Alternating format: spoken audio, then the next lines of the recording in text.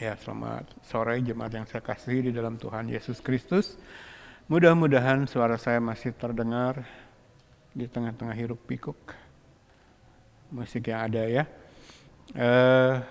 Sebagaimana perjanjian kita, hari Rabu kita akan mulai lagi pendalaman Alkitab tentang glossolalia atau bahasa roh palsu ya.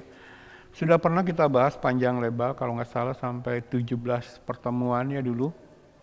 Tapi tidak apa, untuk jemaat yang baru gabung kita akan mulai lagi. Hanya saja versi yang sekarang kita akan mulai titiknya dari hal yang berbeda. Tentu saja ada bahan-bahan baru, buku-buku yang saya dapatkan, materi-materi tambahan yang akan memperkaya. Jadi walaupun temanya sudah pernah kita pelajari sampai 17 sesi, berapa ya? 2 tahun yang lalu kalau tidak salah. Tapi versi yang sekarang pasti banyak materi-materi baru saya tambahkan ya. Baik, kita akan mulai. Nah, kita akan mulai dari satu pertanyaan hasil perbincangan saya dengan salah seorang murid saya ya. Nah, ia bertanya seperti ini. Guru-guru palsu dan gerejanya yang ajarannya nggak masuk nalar, pengikutnya justru banyak anak muda yang secara kehidupan sekuler, baik dari aspek akademis, profesi maupun karir, justru adalah orang-orang pandai. Kok bisa demikian? Ya, jadi dalam satu perbincangan, setelah khususnya materi terakhir kita tentang pengantar kepada hermeneutik yang sehat, kita dapati setelah belajar bahwa cara mereka menafsirkan Alkitab kan cenderung menggelikan gitu, bahkan terpaksa kita pakai konyol. Nah, lalu dengan ajaran yang ditafsirkan dari Alkitab dengan cara-cara menggelikan tersebut, dia heran gitu, kan gak masuk akal ya Pak Pendeta gitu. Nalar kita kalau jalan bisa menangkap, ini cara mereka menafsirkan kok menggelikan begini, asal gitu. Tapi realitasnya di luar sana justru gereja-gereja ini, yang bergereja di sana, yang berjemaat di sana justru anak-anak muda gitu, yang justru lagi dalam masa-masa emasnya gitu kan. Pikiran mereka pintar-pintar gitu kan, baik yang kuliah, yang sekolah, yang kerja, bahkan yang punya usaha sendiri. Kok mereka orang-orang pintar ini bisa gitu betah bergereja di gereja yang cara penafsiran Alkitabnya bagi kita menggelikan. Lalu saya sempat bilang ke murid saya ini, loh Bapak merasa geli ya karena sudah belajar, tahu yang benar. Justru karena belajar yang benar, tahu yang benar, lalu bisa melihat bahwa mereka menafsirkan Alkitab dengan cara yang menggelikan gitu. Ajaran mereka menggelikan gitu. Aneh gitu, nggak bisa masuk nalar. Karena nalar kita sudah diluruskan sesuai dengan apa yang menjadi kehendak Allah. Bapak sudah menemukan sekarang bahwa ini menggelikan, tapi mereka tidak. Kita pernah bahas ini, kita sebut mereka sebagai korban-korban yang tidak memiliki perlawanan gitu, lemah secara rohani, atau dalam bahasa seorang murid yang lain dibohongi, dibodohi gitu kan oleh gereja-gereja ini. Nah, kita akan lihat jawabannya ya, kenapa anak-anak muda ini begitu mudah dipengaruhi oleh gereja-gereja ini. Pengalaman saya waktu di Bandung, gereja-gereja besar ini kan rata-rata menyelenggarakan ibadahnya di mall. Waduh, kalau sempat berpapasan dengan mereka, memang anak-anak muda luar biasa, semangat, banyak banget jumlahnya. Mereka menuju tempat-tempat ibadah ininya. Kita lihat mengapa mereka bisa bersikap seperti itu ya. Nah, saya ingin kita awali dari Mazmur 119, karena kebetulan minggu lalu kita baru membahas ya tentang Mazmur 119. Mazmur yang berisi tentang pengagungan kepada firman. Nah, kalau kita dapati salah satu ayatnya, yaitu ayat yang ke-9, ini ditujukan secara khusus kepada anak muda ya. Coba kita baca ya. Mazmur 119 ayat 9. Dengan apakah seorang muda mempertahankan kelakuannya bersih? Dengan menjaganya sesuai dengan firman-Mu. Tentu saja prinsip kebenaran ini berlaku bagi semua manusia, semua orang percaya. Tidak hanya anak muda ya. Tetapi kalau pemazmur khusus menuliskan anak muda di sini ya, seorang muda, maka cocok dengan tema pelajaran firman sore hari ini ya. Dikatakan seorang muda, orang yang percaya kepada Allah, menjaga kelakuannya bersih dalam konteks tidak tercemari apa yang terjadi di luar sana ya. Baik yang sekuler, artinya di luar gereja, pengaruh-pengaruh sekuler, tapi juga yang terjadi di gereja-gereja yang sudah kita tandai sebagai bukan gereja Tuhan karena mengajarkan kebenaran yang bukan kebenaran Tuhan ya, walaupun bersumber dari Alkitab tetapi cara penafsiran mereka menyeleweng. Nah, untuk menjaga dari pengaruh-pengaruh kotor ini, bagaimana sih caranya seorang muda? Nah, Alkitab memberikan cuman ada satu jalan, cuman ada satu senjata bagi anak-anak muda kita supaya tidak terkontaminasi, tidak tercemari oleh aliran-aliran sesat di luar ini, baik sekali lagi yang berasal dari dunia sekuler, pendidikan mereka, lalu yang sehari-hari mereka konsumsi dari berbagai media dalam kehidupan sehari-hari, atau juga dari yang menamakan diri ke gereja ya. Cuman bisa dilawan dengan firman. Sekali lagi, kalau kita baca selengkap senjata Allah yang dipersiapkan Allah bagi umatnya, termasuk anak-anak muda, semua mengacu kepada firman ya. Itulah senjata kita untuk melawan tipu muslihat iblis. Karena peperangan kita bukan melawan darah dan daging, tetapi melawan penguasa-penguasa iblis ya. Di mana peperangan kita ada dalam pikiran, tipuan mereka ya. Jadi anak-anak muda ini seperti yang kita permasalahkan di slide pertama, kok secara intelektual sekuler mereka pinter, tapi bisa jadi korban gereja-gereja palsu ini. Nah, kita lihat ya. Jadi sekali lagi ya, satu-satunya cara untuk menjaga anak-anak muda kita, anak-anak kita tercemar dari ajaran-ajaran yang menyimpang adalah dengan firman ya. Jadi ini panggilan untuk gereja, panggilan untuk keluarga-keluarga, orang tua, persiapkan anak-anak muda kita ya masuk ke dalam peperangan rohani ya. Ya, lanjut. Nah, kelemahan mereka adalah tidak bisa membedakan objektivitas tentang iman Kristen. Nah, saya selalu tekankan bahwa iman Kristen adalah iman yang objektif. Kebenaran dalam iman Kristen adalah kebenaran yang objektif ya.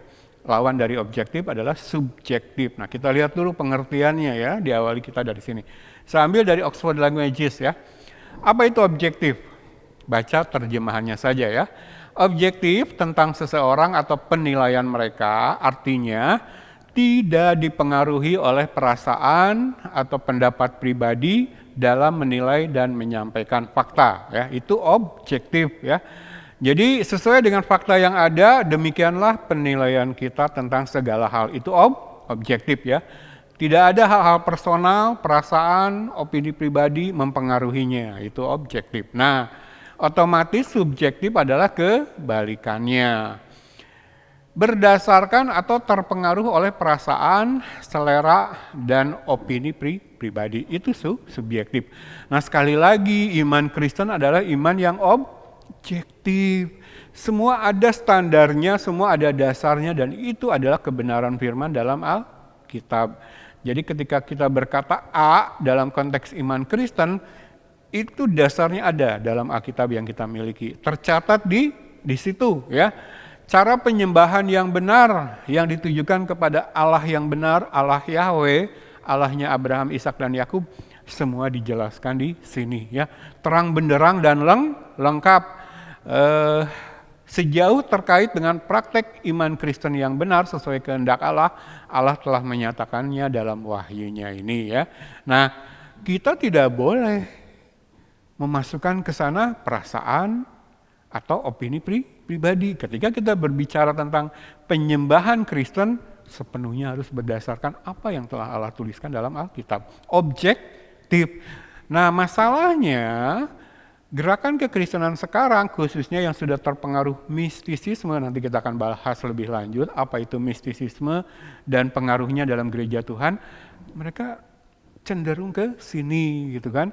Sekali lagi ya, dosa, inti dari dosa, esensi dari dosa adalah ketika manusia ingin menjalani hidupnya menurut kehendaknya sendiri dan dengan demikian menolak tatanan ilahi, menolak hukum-hukum Allah, menolak apa segala kehendak Allah yang sudah Allah tetapkan dan tuliskan dalam Alkitab ini.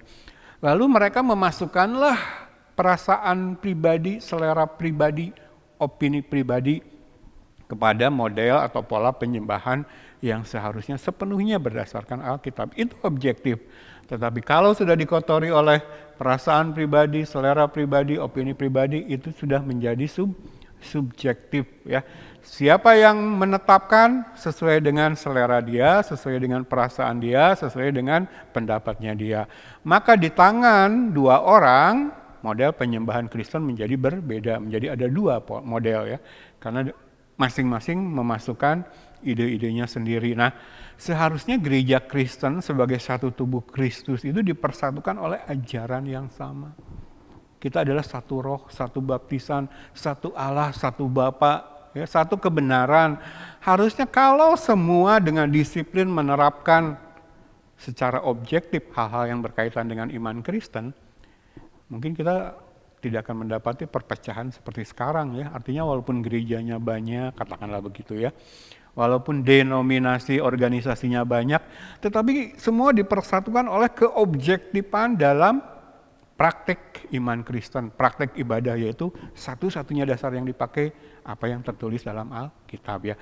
Ya mungkin ada perbedaan sedikit-sedikit kan cara orang menafsirkan, walaupun katakanlah motivasinya sama, mencari kebenaran, tapi bisalah beda sedikit-sedikit, tapi pasti bukan pada hal yang prinsip.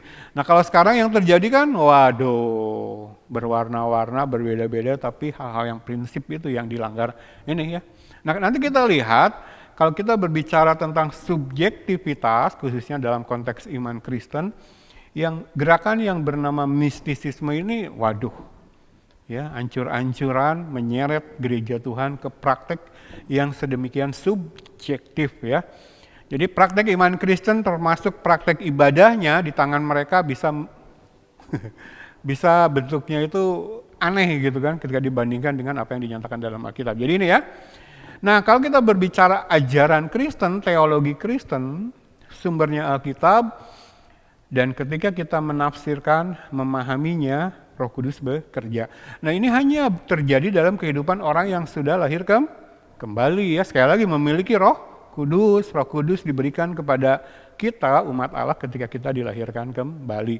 Ini yang menjadi penuntun kita kepada seluruh kebenaran ilahi ya dalam segala aspek kehidupan. Nah ini yang menjaga kita tetap objektif, benar-benar menempatkan firman dalam Alkitab sebagai otoritas tinggi, semua diuji ya. Roh Kudus akan memimpin kita ya. Jadi Roh Kudus diutus kepada gereja Tuhan untuk membawa kehidupan gereja Tuhan tetap objektif, menempatkan firman dalam Alkitab sebagai otoritas tertinggi. Tidak untuk bekerja sendiri ya. Roh Kudus katanya mereka klaim golongan sebelah kanan mereka memiliki Roh Kudus, bahwa apa yang mereka lakukan dipimpin, dituntun oleh Roh Kudus, tapi kok keluar dari Alkitab? Nah itu yang aneh ya. Nanti kita akan ada pelajaran khusus tentang Roh Kudus ya, meluruskan ajaran-ajaran yang menyimpang.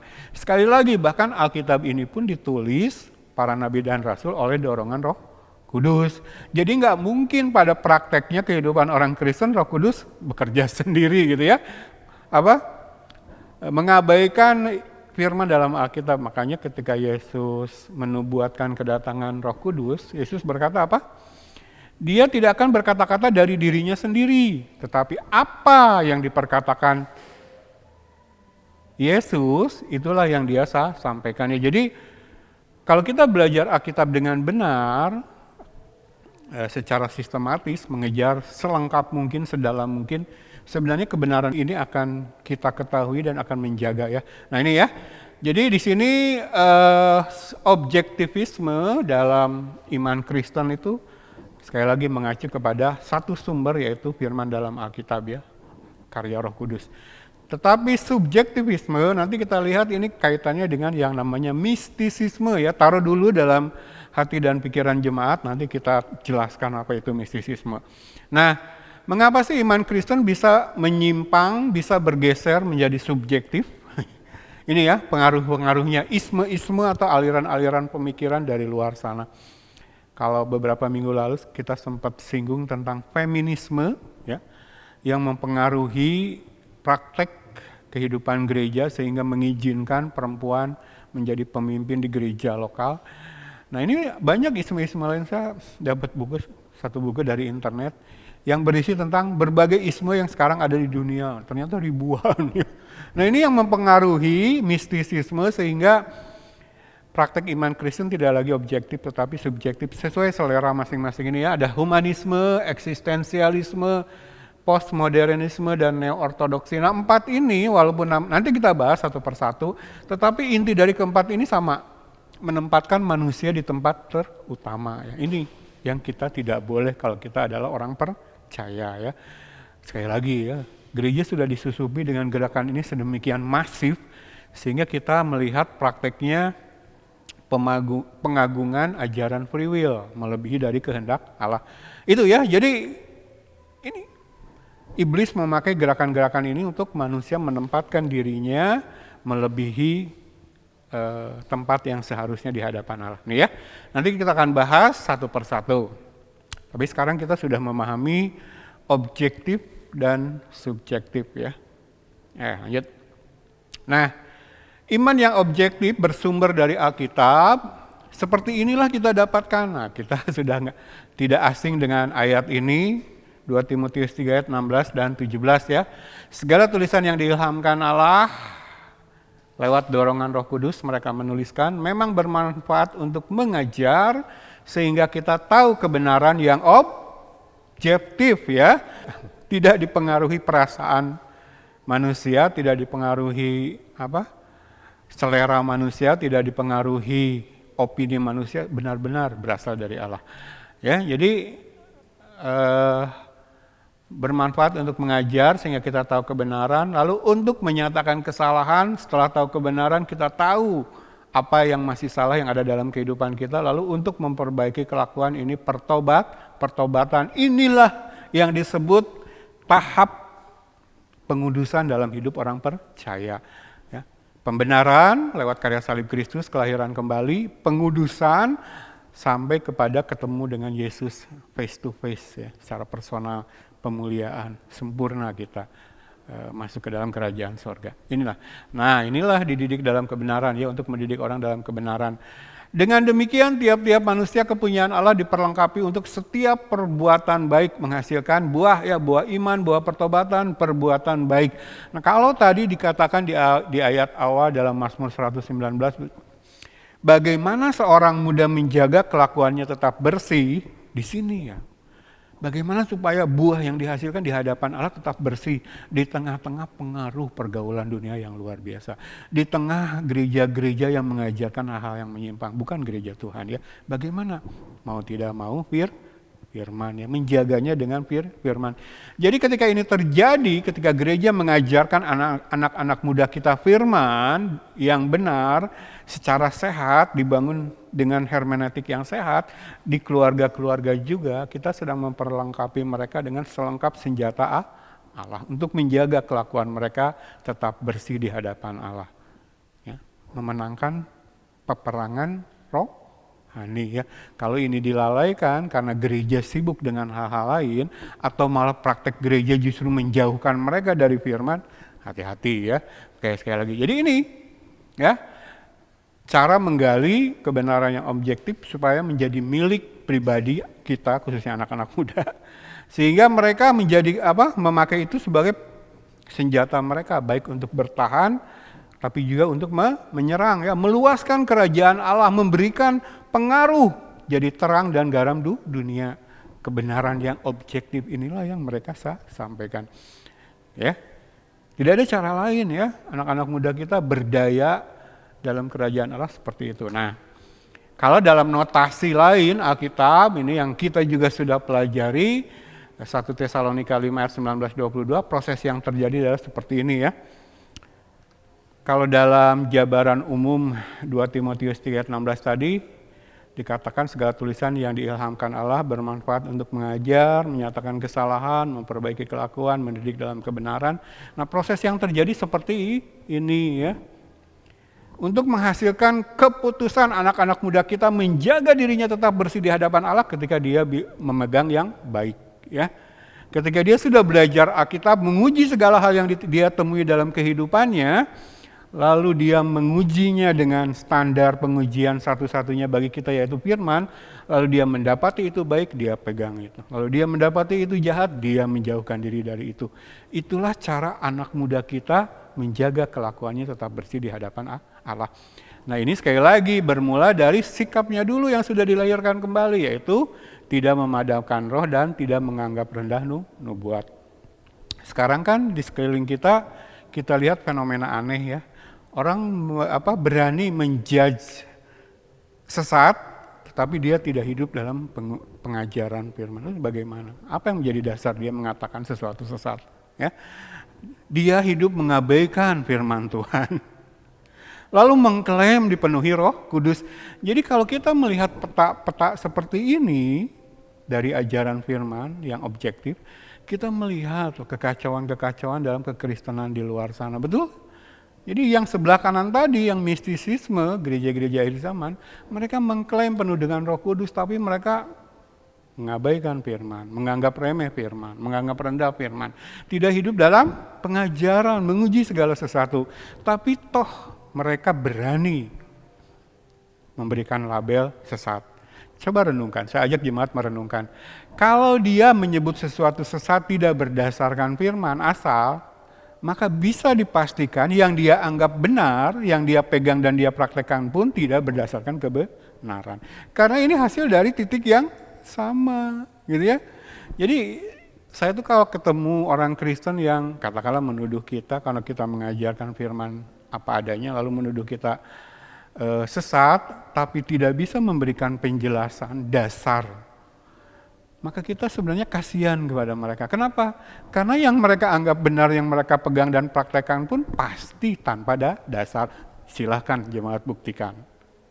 Jadi kita harusnya kasihan kepada mereka ya. Kalau saya sih fair aja, saya nggak pernah keberatan, nggak pernah alergi ketika orang mengkritisi ajaran yang saya sampaikan. Karena saya sadar betul saya masih dalam tahap pengudusan, masih dalam tahap bertumbuh. Saya kan kalau sama istri saya suka cerita, kalau ingat khotbah-khotbah saya dulu, saya suka malu. Masih salah dulu. Tapi kan setelah mendapat pencerahan, ada orang yang mau sharing, ada orang yang mau mengajarkan, mengkritisi, mau berubah gitu. Makanya sekarang kita merasa malu melihat khotbah-khotbah dulu. Artinya kita masih bertumbuh gitu. Tetapi orang-orang ini yang kita temui yang berani menyebut kita sesat, mereka nggak membangun. Kan? Cuma sekedar takut dengan apa yang kita ajarkan, lalu mereka serang kita dengan tuduhan sesat tanpa penjelasan gitu. Nah saya mau pastikan kita harus merasa kasihan kepada orang-orang ini. Kenapa? Karena ketika mereka mengatakan sesat tanpa dasar, pastilah apa yang mereka pegang dan praktekkan kebenaran yang mereka sangka benar pun tanpa dasar Alkitabiah.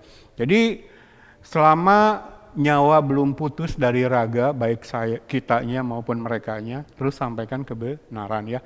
Kecuali secara saklek mereka sudah menyatakan penolakan. Maka kita ikuti nasihat dari Tuhan Yesus ya. Tinggalkan, tapi sebelum pergi kebaskan debu di tubuh kita ya, di pakaian kita. Jadi ini yang akan kita lakukan. Nah kalau anak-anak muda dibangun dengan secara demikian, inilah anak-anak muda yang akan berhasil menjaga kelakuannya tetap bersih di hadapan Allah ya. Dibekali dengan firman, bahkan mereka bisa melakukan yang sebelah kanan, berdaya bagi kerajaan Allah ya. Artinya mereka bisa berapologetik, berani menyatakan yang salah dalam pengajaran, dalam segala kesabaran dan pengajaran, juga berani berperkara ya. Jadi nggak diam saja melihat ajaran-ajaran yang salah di luar. Nah, kalau kita berhasil membentuk anak-anak muda yang seperti ini, anak-anak muda yang seperti ini tidak akan terseret oleh apa yang ditawarkan oleh gereja-gereja palsu di luar. Jadi kalau dari awal pertanyaannya, kenapa ya anak-anak muda ini pintar pikirannya secara sekuler, secara akademis, pendidikannya, karir, profesi, tapi kok terseret gaya gereja-gereja yang mistisismenya ini. Mereka belum diperlengkapi atau tidak diperlengkapi dengan firman. Karena Mazmur 119 tadi di awal ayat 9 berkata, Dengan apakah seorang muda menjaga kelakuannya tetap bersih? Dengan firman ya. Saya sih sangat memimpikan, merindukan anak-anak muda kita perkasa di sini ya. Keluar dari gereja, keluar dari keluarga itu memiliki discernment atau pengetahuan firman dan daya menguji yang luar biasa, khususnya hal-hal rohani, sehingga kemanapun mereka pergi akan menjadi berkat di lingkungan pendidikan, pergaulan, pekerjaan, usaha. Mereka akan menjadi laskar-laskar Kristus yang bisa dipakai Tuhan memenangkan banyak jiwa. Tetapi realitasnya ini yang kita permasalahkan ya, seperti itu.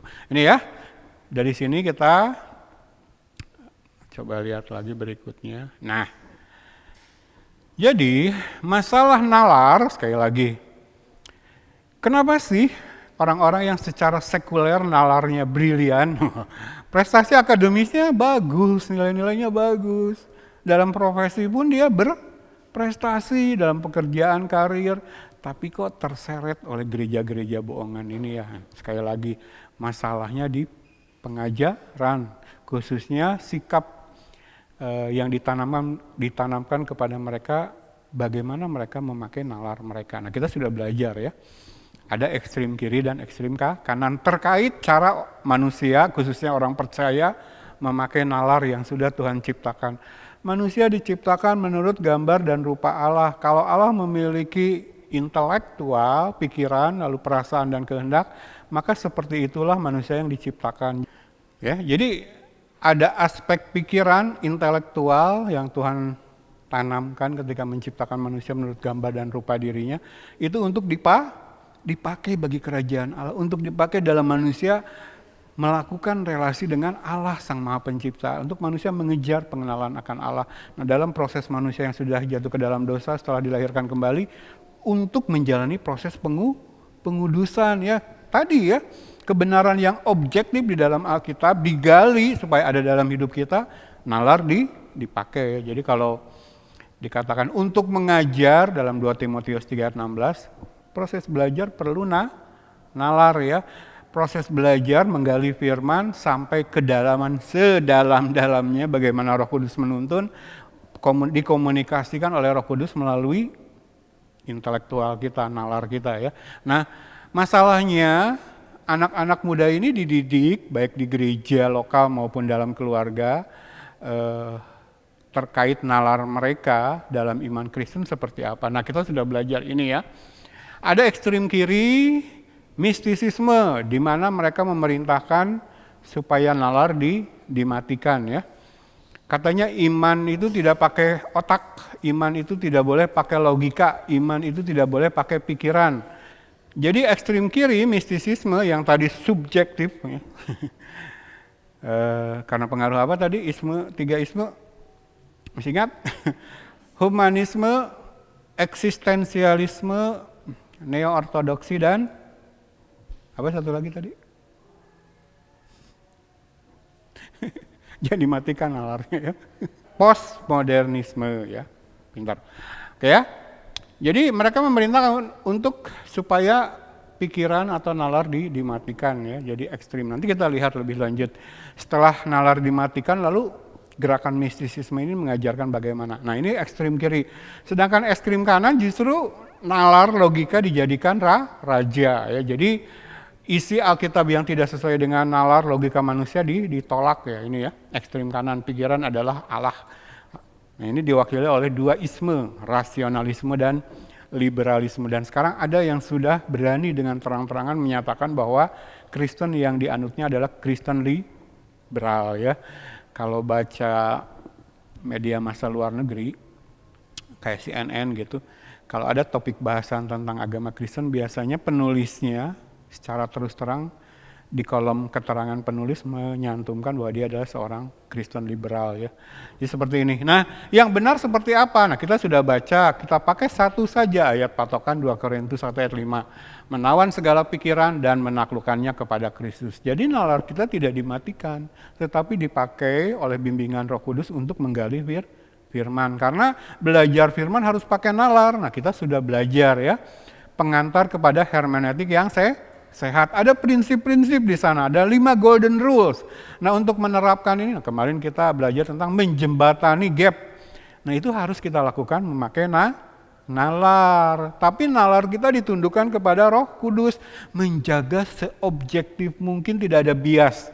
Bias perasaan pribadi, bias selera pribadi, bias opini pribadi, tapi murni ya. Konteks kita cari, lalu kita menafsirkan Alkitab dengan nalar kita, dengan intelektual kita untuk mendapatkan pesan rohani dari Allah. Ini yang benar ya.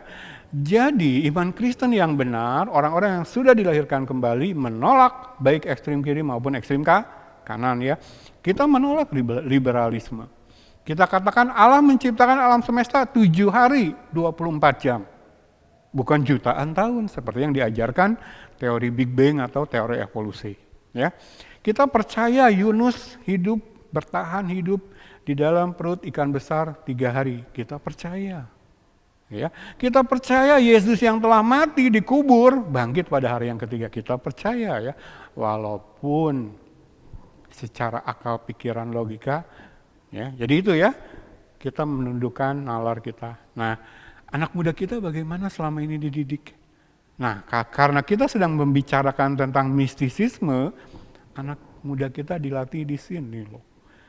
Jadi walaupun secara sekuler mereka pendidikannya tinggi, karirnya hebat, tetapi ketika berbicara tentang kerajaan Allah dalam konteks iman Kristen, mereka diajar untuk mematikan nalar mereka.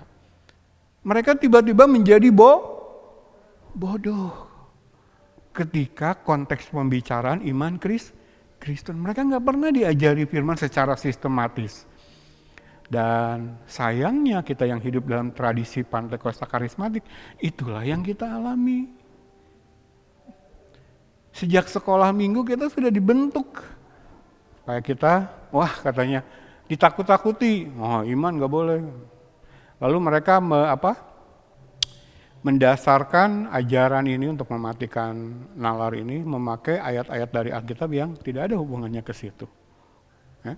Misalkan peristiwa Yesus dengan Thomas. Ya. Ketika Thomas untuk bisa percaya Yesus sudah bangkit, dia menuntut menyucukan jarinya ke lubang bekas paku. Lalu Yesus berkata, engkau percaya setelah melihat, tapi percayalah barang siapa tidak melihat tetapi percaya. Nah, itu dijadikan mereka untuk mematikan. Jadi ayat-ayat yang sebenarnya tidak berbicara tentang hal itu, mereka pakai dasar untuk mengajarkan hal-hal yang salah. Jadi sekali lagi kita pakai nalar yang ditundukkan kepada Roh Kudus. Biarkan Roh Kudus menuntun kita. Karena kalau kita ingat cerita tentang bagaimana Roh Kudus mengilhami, mendorong, menggerakkan para nabi dan rasul untuk menulis Alkitab pun karena para penulis ini dikuasai oleh Roh Kudus sedemikian rupa sehingga walaupun mereka menulis dengan gaya penulisan masing-masing, kalau Rasul Paulus gaya menulisnya seperti ini, beda dengan misalkan Nabi Yeremia di Perjanjian Lama. Tetapi isi pesan kebenarannya benar sesuai dengan apa yang dikehendaki Allah itu ya, menundukkan skill, nalar, kemampuan manusiawi kita dalam penguasaan Roh Kudusnya. Jadi ketika kita menggali tadi, belajar supaya mendapatkan kebenaran, setelah dapat kebenaran tahu yang salah, lalu kita ada peluang untuk bertobat, di situ kita dididik dalam kebenaran atau kemampuan menguji, membedakan mana yang benar, yang jahat, lalu berani mengambil sikap memilih yang benar, menjauhkan diri dari yang jahat, walaupun resikonya dibenci dunia, itu ya. Jadi segala keberadaan kita itu, kalau itu sudah bukan nalar lagi, tapi nalar, perasaan, kehendak semua ditundukkan kepada Allah ya. Tapi mulai dari nalar, sekali lagi proses intelektual perubahan diri manusia itu selalu mulai dari nalar, pikiran dulu. Ini dulu isinya dibetulkan dari yang menyimpang-menyimpang, baru nanti keperasaan benar, lalu cara kita memakai kehendak kita pun jadi benar. Ini ya. Ini sekali lagi posisi kita ada di tengah. Berikutnya. Nah,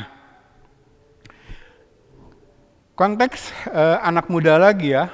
Sebenarnya tidak hanya anak muda, tapi Roma pasal 12 ayat 1-2 ini sebenarnya menggambarkan secara secara padat, padat tapi lengkap seharusnya bagaimana kehidupan seorang Kristen.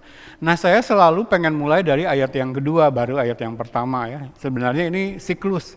Jadi keduanya terjadi saling mendukung dan saling mempengaruhi gitu ya. Tapi saya pengen kita mulai dari ayat yang kedua. Janganlah kamu menjadi serupa dengan dunia ini, tetapi berubahlah oleh pembaharuan budimu, sehingga kamu dapat membedakan manakah kehendak Allah, mana yang baik, yang berkenan kepada Allah, dan yang sempurna. Ujung-ujungnya adalah mendapatkan yang baik, yang menjadi kehendak Allah. Ini yang harus menjadi pegangan. Jadi bagaimanakah seorang muda menjaga kelakuannya tetap bersih? Harus seperti ini. Berhasil menemukan hal-hal yang dari Allah yang baik, yang berkenan, yang sempurna. Nah, terkait ajaran pengetahuan itu adalah firman di dalam Alkitab ya. Nah, ini yang akan membuat dia berubah oleh pembaharuan budi. Proses pengudusan berjalan dalam proses yang bersifat progresif, naik terus sampai ketemu dengan Yesus, pemuliaan sempurna. Nah, sampai saat itu terjadi sejak dia dibenarkan oleh karya salib Kristus, dilahirkan kembali sebagai Kristen bayi. Imannya masih anak-anak katakanlah, bertumbuh lalu sampai kepada tingkat kedewasaan yang Tuhan kehendaki sempurna setelah ketemu Yesus. Nah, perubahan ini terjadi oleh pembaharuan budi. Nah, ini terkait dari slide sebelumnya, bagaimana dia dididik, cara dia menggunakan nalar ya. Jadi tujuan kekristenan yaitu perubahan oleh pembaharuan budi. Nah, dalam ajaran gereja-gereja mistisisme ini dijauhkan dengan mereka menanamkan paham bahwa nalar harus dimatikan. Bagaimana kita mau berubah oleh pembaharuan budi? Kita lihat ya, budi di sini kalau dalam bahasa Inggris mind berasal dari kata Yunani nous. Nous ini pengertiannya di intellect atau understanding. That affects feeling and or will. Kualitas intelektual atau pengertian yang kemudian mempengaruhi perasaan dan atau kehendak. Jadi dimulai dari intelek, dari pikiran, dari isi pikiran kita atau nalar kita. Itulah perubahan yang terjadi dalam diri orang Kristen yang disebabkan oleh pembaharuan budi. Dimulai dari di intelek, pikiran kita, kepintaran kita, pemikiran kita, pemahaman kita akan segala sesuatu yang benar secara objektif sesuai dengan apa yang Allah tuliskan dalam Alkitab. Itulah yang membawa perubahan dalam diri anak muda Kristen. Supaya dia tetap bersih di hadapan Allah. Nah, kalau diajari oleh mistisisme nalarnya dimatikan, saklek banget ya. Jadi ajaran mistisisme ini menyasar senjata mereka, tipuan mereka, ke sesuatu yang sangat penting bagi pertumbuhan rohani. Ketika nalar dimatikan, tidak mau memakai otaknya yang pintar untuk belajar firman. Oh, kalau belajar matematika saya hebat. Kalau belajar fisika, biologi, ekonomi, kedokteran saya hebat. Tapi sebagai seorang Kristen, kepada saya ditanamkan jangan pakai itu. Untuk iman tidak boleh pakai logika. Percaya saja. Nah, ketika iman dimatikan dia percaya saja, dia menjadi sasaran kebohongan. Sasaran tipuan. Dalam diri dia, sang anak muda ini sengaja dimatikan satu-satunya kapasitas, kualitas yang Allah berikan untuk dia bisa menguji mana yang berkenan kepada Allah, yang baik dan yang sempurna. Mana yang benar, memisahkan yang benar dari yang jahat, untuk kemudian memegang yang benar dan menjauhkan diri dari yang jahat. Maka kita lihat anak-anak muda sekarang, walaupun secara prestasi sekuler luar biasa hebat, tapi dalam iman Kristennya pasif, nurut saja apa yang dibilang kepada dia. Hati-hati loh. Jadi saklek banget ya sasaran dari iblis. Langsung dimatikan hal yang justru memungkinkan dia bertumbuh dalam iman. Sekali lagi, berubah oleh pembaharuan budi. Mulai dari di intelek. Karena waktu kita berdosa, isi pikiran kita banyak yang salah. Ini loh proses pengudusan. Ketika satu pikiran yang dulunya salah dibenarkan ketika kita belajar firman, maka itu akan berefek kepada cara kita mengendalikan perasaan dan kehendak. Apakah sesuai dengan Allah atau tidak. Ya. Tapi semua dimulai dari pikiran ya. Nah kalau ini berjalan dalam anak-anak muda kita, barulah dia berani melakukan ayat yang pertama. Ayat pertama apa? Tentang apa sih ayat pertama? Roma 12 ayat 1, karena itu saudara-saudara, demi kemurahan Allah aku menasihatkan kamu supaya kamu mempersembahkan tubuhmu sebagai persembahan yang hidup, yang kudus dan yang berkenan kepada Allah. Itu adalah ibadahmu yang sejati. Ayat pertama adalah berbicara tentang memberikan korban, sacrifice. Dan apa yang diperintahkan oleh ayat Roma 12 ayat 1 ini untuk kita korbankan? Nah, kita sudah belajar ya membedah ayat ini. Intinya adalah ego, keduniawian kita, kedagingan kita. Sacrifice. Dan kalau dijadikan korban atau sacrifice itu sakit, dibakar di atas mezbah. Tapi kalau anak muda kita sudah dididik seperti ini, terus berubah oleh pembaharuan budi, dia semakin mau berkorban bagi Allah ya. Semakin mau meneladani apa yang Yesus lakukan, sangkal diri, pikul salib demi kerajaan Allah. Maka ketika dia masuk ke ayat yang pertama ya, esensi kekristenan murid Kristus yaitu penyangkalan diri dan kerelaan memikul salib bagi Kristus, ini yang justru dijauhkan. Jadi kalau ayat 2 sudah dijauhkan dengan mematikan nalar yang darinya seorang muda Kristen bisa bertumbuh, berubah oleh pembaharuan budi, maka yang nomor 1 pun semakin dijauhkan. Makanya anak-anak muda Kristen sekarang kan asing dengan sikap iman, sangkal diri, pikul salib. Cari yang enak buat daging ya. Nah ini yang ditawarkan oleh gereja-gereja di luar sana. Mulai gak heran sekarang kenapa anak-anak muda ini walaupun secara sekuler pintar, cemerlang, tapi kok terseret gereja-gereja yang padahal sebenarnya ajaran mereka menggelikan gitu, aneh.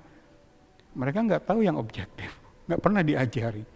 Bahkan bukan cuma nggak diajarin kebenaran firman yang objektif, tetapi mereka sudah ditanamkan sikap mematikan nalar, ya.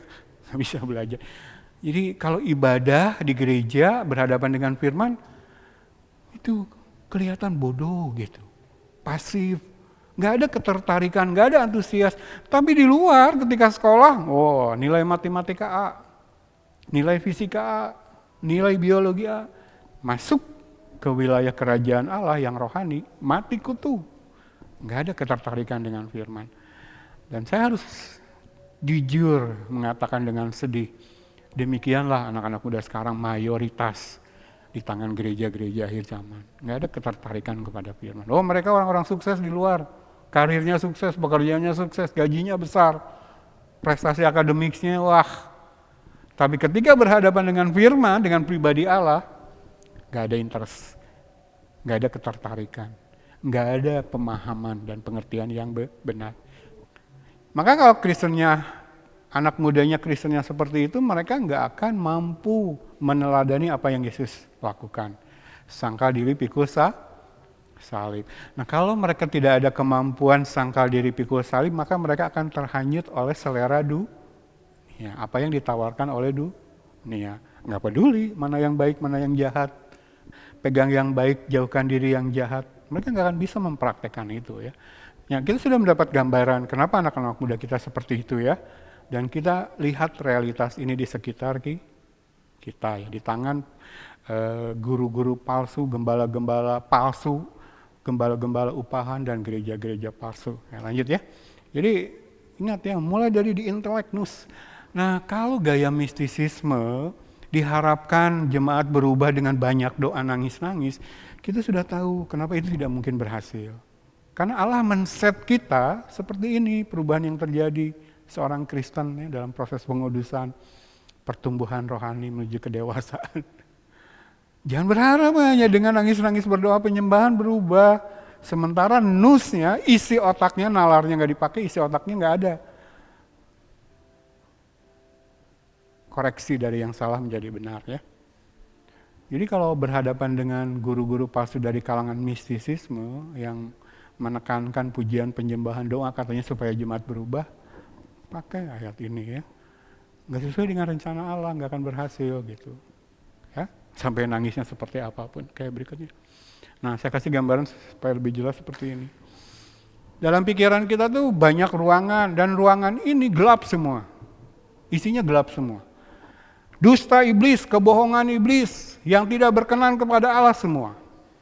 Aspek pribadi, keluarga, rumah tangga, pekerjaan, pergaulan, cara kita memandang diri sendiri, cara kita memandang Allah, cara kita memandang harta yang kita dapatkan dari kerja kita, semua gelap. Semua dalam pengaruh iblis.